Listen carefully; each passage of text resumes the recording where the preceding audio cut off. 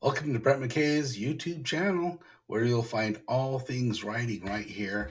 What I wanted to do, I know I did this a little while ago, and I wanted to share another short story with you. And I will be your reader for the next, 15, 20 minutes, or however long it takes me to get through this short story.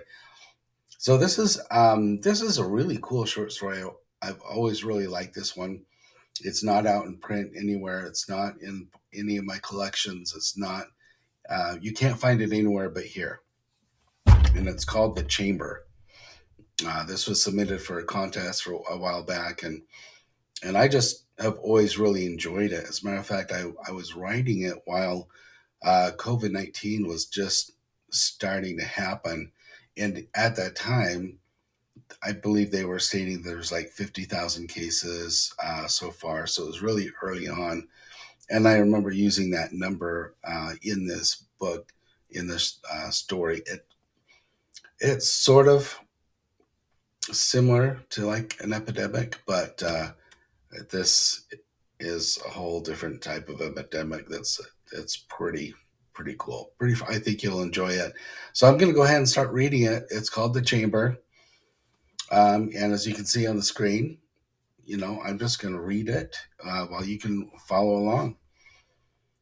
Raina pulled the Jeep to a screeching halt, tires spinning loose gravel. The seatbelt kept her husband from smashing into the dashboard. She glanced at John as he stirred and he rubbed slumber from his eyes. His face was white. His eyes sat in dark circles and sweat glistened on his face. Are you okay? She asked. Gritting his teeth, he nodded. A man in his 50s and head full of silver black hair exited the house and trotted to the car. Raina gripped the pistol in the back of her jeans, but released it when the man appeared non threatening. He's close. We have to get him inside the chamber now. She turned to the western sky, painted red and orange. Has he purged? The man asked. Yes, 3 times, and once in the back seat. I wouldn't go back there. Right. He ran to the passenger side of the car with Raina, and they helped John out. It's this way, he gestured with his head to the north. A windy trail carved out of dirt and wild grasses led from his house to a small domed structure. With John between them, they helped walk him to the dome. It was small. It couldn't hold more than a room or two, and the exterior was constructed of metal. The door was circular and identical to a walk in safe at a bank. It had a turn handle and a combination dial. They stopped at the entrance. John groaned and, bending over, clutched his stomach. Shifting his eyes and biting his lip, the silver haired man turned to Raina. Do you have the money? She narrowed her gaze and burned a glare at him. Sorry, he shrugged. I can't just. He trailed, and she withdrew a wad of cash and slapped it into his hand. 1,000, right? Now open the fucking door. He stuffed the money into his jeans, turned the combination, and opened the door. It was nearly 10 inches thick of steel. The footsteps echoed inside the chamber. The only furniture was a single bed and a chair. The floor slanted toward a drain in the center. A dark line ringed the outer edge, and Rain felt that was odd. I know the furniture probably won't stay intact, but I try to make it as comfortable as possible, at least until, you know. No straps? No chains? Raina asked, looking around. The man lit up. No, this dome is built of 10-inch steel, designed by the Kinnick Corporation. Nothing's getting out of here. Raina's face softened and she looked at him. I don't think it's right to chain a man up, he gestured to John, or any living thing. It's barbaric. John's body convulsed in Raina's arms and she set him down on the bed. John raised his feeble eyes to her. You better go, John said, both of you. Raina knelt to one knee and looked up into his eyes. It'll be over before you know it. They embraced, and Raina gave him a hard kiss on the lips. She wrapped his shaking body with a blanket and felt the coarse hairs growing on his arms. I love you. I love you too, he said. Raina trotted to the door where the silver haired man stood ready to close it. She glanced at John one last time as the man pulled the door shut and spun the handle. Connor Jake stepped into the dim lit bar and searched through the smoke and crowd. He gripped the 9mm semi automatic pistol in his coat pocket for assurance. A wiry man with long hair sat at a booth, grinning at the lady who sat on his lap. Her mouth was moving 1,000 miles per minute as she flirted with him. Connor crossed the room, and as the wiry man's eyes turned to greet him, his smile erased. The woman stopped talking but continued chomping on gum. You Peters? Connor asked, and the man gave a single nod. You the guy on the phone? Peters asked. That's me. Connor threw a smug smile and lifted his hands. Get lost, Peters told the woman. His look was cold, and the woman huffed and hopped off. Rude, she mumbled as she walked away. Sit. Peters gestured across from him, and Connor did. How do you know me again? Peter asked. I don't. I'm a friend of your cousin Barry. He said you helped build a chamber. Peters looked down without answering. It killed my wife, Connors urged. It killed my children. 2 boys. 2 girls and a boy. His lips trembled, and he sucked his emotions back in. I could get in serious trouble. I have money. 500 cash. You don't get it, dude. I could be killed over this. What do you think will happen if you don't tell me? Connor pressed the gun inside his jacket. His attention moved to the bulge in Connor's coat pocket, and he surrendered. I helped build it years ago. Where is it? Connor hissed. Leonard Paxton. With half a smile, the gray-haired man stuck his hand out to Raina. Raina reluctantly shook it. Let's go inside the house. I've got dinner on the stove and a bed for you to stay in for the night. It's all part of the package. They stepped inside, and she ate his stew, 2 slices of bread, and gulped water as if she hadn't had any for days. They ate in silence with an occasional glance at each other. His eyes studied her, and she was trying to read him. How long has your husband had the condition? She rolled her eyes at the term. 5 years now. It used to only happen once or twice a year, but lately it's been more frequent. I heard they're close to a cure. Leonard took a drink from his cup and Raina guffawed. Cure? Right. It's all bullshit. There's only one cure. She made a mock gun out of her hand, pointed her forefinger to her temple, and made an explosive sound. And that ain't happening. No, I should say not. It's sad, though. There's been a massive suicide since the breakout. The condition has reached globally. They say over 20,000, maybe more. That's just what's quarantined. There's more accounted for. The Federation tricks you into thinking they'll help you and that they have a cure. But once you report yourself, they throw you into a hole and you never come out. They're just trying to protect us. It must be hard being on the run. Can we not talk about this? Of course. I didn't mean to offend or make you uncomfortable. He shook his head. Raina popped the last bite of bread in her mouth and while chewing said, Help me feed him. I've got a deer in the back of the Jeep. Leonard followed her outside where they untied a small buck and carried it to the dome.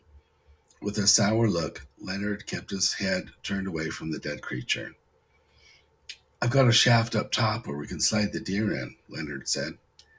They plopped the beast on the ground, and Leonard moved a ladder to the dome and climbed it. He unlocked a small door to what looked like a laundry chute.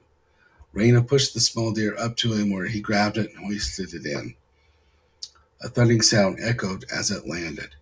Leonard quickly shut the door, locked it, and slid the key back into his pocket. Raina pressed her ear to the wall but heard nothing. Has it ever happened during the day? Leonard asked while stepping off the ladder. Ask what happened. She scrunched her face. You know, the change. I heard of a couple of cases that have. Where do you get your information? The internet, he shrugged. Hoping to increase business, she gestured to the chamber. No, he shook his head vigorously. Just making chit-chat. He hooked his thumb to the dome. This wasn't built for that. It was built for the fallout. There are chambers beneath it. They stretch to the mountain where there's another entrance. The dome used to be the entrance, but since the fallout didn't happen, I modified it. To help people like you and your husband. Raina glanced at the crop of mountains a couple of 100 feet to the north. Night had fallen, so it was too hard to make out the exact location Leonard referred to, but Raina figured it was where the small canyon opened. It was in the direct line of the dome. She looked at the vast countryside below Leonard's house. It was black but for a few spotted lights. They were now outside the nearest village, which gave her some comfort. A sound scratched the night and caused her body to shudder. It came from inside the dome. Her husband cried out in a high pitched moan. She had heard it all before, but it never sounded this extreme. She pictured his muscles tearing and rebuilding at a massive rate, bones cracking, stretching, and hair like twine popping through his skin and spreading like ground cover. The worst is what happened to his skull. John had told her how he felt his facial bones crack in 1,000 different places, and his body released a fluid that filled in the bone breaks, thickened, and stretched the bones, reforming them into a hideous, elongated maw. Teeth rose around his human teeth, encasing them into long, sharp ivory used for tearing flesh. John said the fluid in his brain felt like acid. It bubbled and billed as it changed his genes, and he felt a honing focus on appetites and animal instincts. He could smell his prey from 15 miles away or more. Leonard walked toward the house, and Raina sauntered behind, listening to the growls and gnashing. He was devouring the deer. She now realized why the old man had a drain. Connor parked his car alongside the gravel road. He had turned his lights off a couple of miles back. The road continued before him, but he had walked the rest of the way. He took every precaution not to be noticed before he wanted to be noticed. He stepped outside, checked his handgun, and let out a deep breath. Am I ready to do this? He's been tracking this creature for nearly a year. He had run into so many dead ends that he had nearly given up hope. But he was here now. He was going to face a beast that stole his family, his life, from him. The faces of his wife and children surfaced. Melissa's smile and the shimmering eyes of his 3 children. But their smiles twisted into death faces, frozen expressions of horror. He heard their screams and saw the blood and claw marks. Tears ran as he sobbed. For you, Melissa, and for Becky, Hannah, and Daniel. I won't let this monster murder another family. He trudged up the sloping road. At the top of the hill, the road turned to the right, and then he saw it. 50 feet away stood the house with 2 glowing windows. A domed structure sat close by, and a jeep rested near the home. Perfect. Raina sat on the sofa in Leonard Paxton's living room. It was next to the window that she gazed out. She stared at the chamber, knowing that her husband was experiencing hell. The howls and thrashings ceased a few minutes ago. Silence now rented the night. I made some coffee. Leonard stood at the entrance to the kitchen holding a steaming mug. No thanks, she mumbled without turning to him. There are blankets and towels and everything you need in your room. Just holler if you need anything. She nodded. He walked down the hall when she stopped him. I'll take a shower. You have one? Yes, the bathroom's in the hall.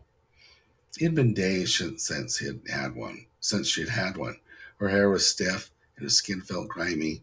She made her way to the bedroom, carried a change of clothes and a towel into the bathroom, and took a long, hot shower. The water and soap were salvation. Rejuvenated, she dried herself off and slipped into jeans and a t-shirt. That's when she heard the explosion of glass. It came from outside. She snatched her gun, slipped her feet into shoes, and was on the front porch in seconds. Leonard was at her heels. Pointing her gun, she approached the burning jeep. Fire licked its sides and engulfed the interior. The heat had burst through the windshield and was now singeing the hairs on her arms as she got closer. She pulled short of it and began scanning for the perpetrator. Cool steel pressed against the back of her head, and she recognized it. Don't move, the voice from behind said. Drop the gun. Raina looked at Leonard, who stood to her left with wide eyes. Now, the voice demanded, and Raina dropped it. Both of you raise your hands and walk slowly to that dome thing. The man motioned with his gun. Neither of them moved. Leonard wrinkled his face. I'm not asking. Raina and Leonard began walking up the trail. The fire continued to pop and burn her jeep. The 3 of them stopped at the entrance to the chamber, and Raina turned to her enemy. He was an ordinary middle aged man. He was her height and a receding hairline and a beard, and his eyes held a mix of wild excitement, rage, and tragedy. It's in there, isn't it? What's in there? Leonard acted ignorant. The thing that killed my wife and children. Raina's arm hair prickled.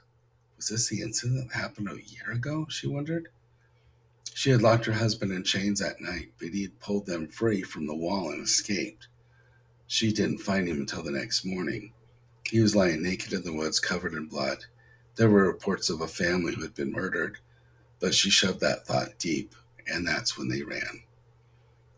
I'm so sorry about your family, Raina said. But that's my husband in there. Your husband's a monster, spittle flew from the man's lips. My husband's a victim, just like your wife and kids. We're all victims of what this Federation created and tried to hide. The experiments and the outbreak, they are who need to be they are who you need to blame. Your husband took his Your husband should take his own life. How could you let him continue to murder people? The man pointed the barrel of his gun at Raina. She had thought about it 100 times. So had John. But they couldn't do it. She couldn't surrender his life. They would keep running and keep him in chambers through the shape-shifting nights to protect the public from his animalistic rampages.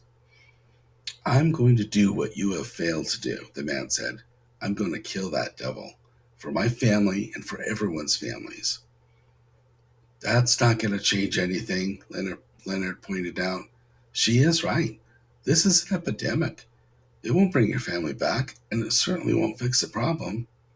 The man shifted the gun to him. Shut the fuck up. You don't have any clue of the pain I go through every day. You're right. Raina changed tactics. If you want to kill him, go ahead. You can try. But you open that door right now, and he'll tear you to shreds before he can get a shot off. And if by some chance you shoot him, even 2 or 3 times, it won't kill him. His skin is thick with scales. The bullets won't penetrate it. Then, after he's eaten you, and eaten me, and this man, she gestured to Leonard, he'll attack the village. Who knows how many women and children he will kill? And that blood will be on your hands. She stabbed her forefinger at him. Her words didn't breach the man's convictions. His decision was made. He turned to Leonard. Open the chamber. Raina's stomach roiled. She listened for sounds from inside, but it remained quiet. Leonard didn't move until the man threatened to splatter his brains across the dome. Leonard shuffled to the door, and the trembling hands turned the combination dial. His nerves got the better of him, and he missed a number and had to start over. Raina fixed her gaze on the guy. She watched for any slight movement or mistake the man might make for her to overtake him. A glance away, or the gun shifting to aim in a different direction, if even for a second. This stranger was too careful about that. Leonard spun the spindle and pulled the heavy door open. Darkness met them. They couldn't see the interior and couldn't see John. The lights must have broken during John's rampage. The gunman approached, aiming his shaking gun. His other hand turned his phone's flashlight on, and he shed some light. This was Raina's chance. Raina grasped the gunman's wrist with her right, slammed his hand against the door jamb, and pummeled her left fist like a piston into his ribs twice. The gun dropped, and Raina slammed a knee into the side of his thigh. The man yelped in pain and crumpled. Leonard moved for the weapon, which put him dead center to the entrance of the chamber. As he bent for the weapon, he heard the heavy rhythmic breathing.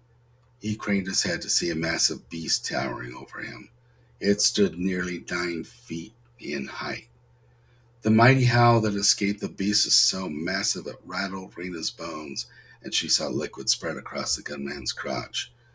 The creature's swipe was a blur, and Leonard flew in the air to land on his back. Raina saw the red slices that opened his face. The terror-stricken eyes begged for help, and the beast leaped on top of him and began tearing and biting. Raina grabbed the gun as her enemy jumped to his feet. Run, she ordered, and they did. She glimpsed the creature as it bit into the top of Leonard's head like an apple. Leonard scrambled and fought to pull away, but the monster dragged him back. Suddenly, there was a cloud of red surrounding him, and as pieces of flesh and clothing flew. The monster was midnight black and completely covered in long, spiky hair. Its claws were a good 6 inches in length, and its teeth nearly as long and sharp. Its eyes were narrow and glowed with chaos. Raina ran for the mountains, and the man followed. Connor raced his fastest, but still couldn't keep up with Raina. He was a good 10 feet behind. The screaming of the dying man and the growls of the creature manifested in his mind with horror. Raina stopped at the foot of a hill that rose into a small mountain and began searching for something. She pushed through bushes and branches frantically. The sounds of the monster grew, but Connor kept his eyes on Raina. He couldn't look at it. Raina trotted further into the mountain, and Connor jogged to her side. She pulled the brush away and revealed a steel door mounted into the rock. She pulled on it, but it didn't budge. The beast's guttural cry reverberated through the hills like the engine of a Harley Davidson. It was close. He knew it. He slowly glanced over his shoulder and saw the hulking form on all fours pouncing up the hillside. It was only a matter of seconds before he'd be chomping on them. A gunshot jerked Connor around. Raina fired at the padlock on the door, and he heard the bullet ricochet. She threw the busted lock aside and pulled the door open. The thing tromped through brush, snarling. Connor ran through the doorway, nearly toppling Raina over, and helped her slam the door just as the creature leapt onto the doorstep. Its eyes locked with Connor's as the door closed. Raina slid a steel bar over the door, which was used to keep what's outside from coming in, and the beast pounded against it. Dust flew from the immense force, and it pushed the hinges slightly out. Raina knew it wouldn't take long. This wasn't a vault door like the chamber had. She she bought them 10 minutes at best. Using her phone flashlight, she found a switch that turned on the power. The lights burned the corridor in a dim, ominous glow. She turned to the man with a cocked fist and released a right hook to his jaw. The blow caught him off guard, and he dropped to the ground. Raina stood over him with her fists ready for more. He gestured for her to stop. "You just got us killed, you son of a bitch," she growled and marched away. He wrinkled his face and rose to his feet while rubbing his bleeding mouth. "Hey, wait a minute," he called out, but she didn't stop. The beast continued to ram against the door, and the steel creaked and bulged. Raina couldn't waste time with this man. She had to find out. She had to find a way out, but she also had to come up with a plan to save her husband. He was out there busting to come in. Her life was now at stake, and so was John's. John couldn't survive without her. She searched the halls and rooms of the underground shelter. The walls shuddered with each blow her husband threw against the door. "What are we going to do now?" the man behind her moaned. "I don't know, genius. You got us into this mess. You figure it out." She didn't know what she was looking for, but nothing was inspiring her. The shelter was impressively built with 3 bedrooms, a living room, office, and kitchen, but it wasn't helping her with any escape plan. Leonard said he built the shelter originally with a dome at its entrance, but he had modified it since.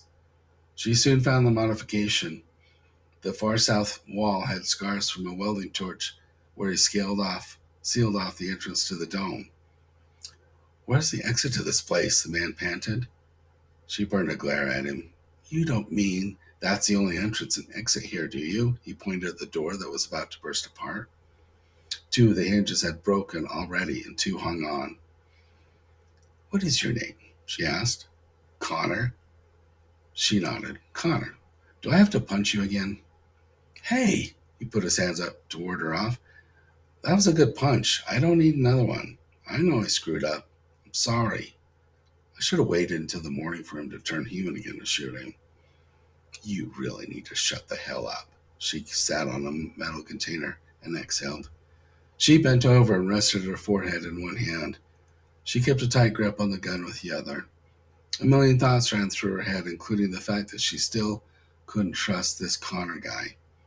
If he survived the night, he still planned on killing her husband. "What's this over here? Another hallway?" He said, stepping away from her. "Another hallway?" She lifted her head and looked. "It's not lit up. There's no lights." Connor stepped into the dark and turned his flashlight on. Raina peered over his shoulder.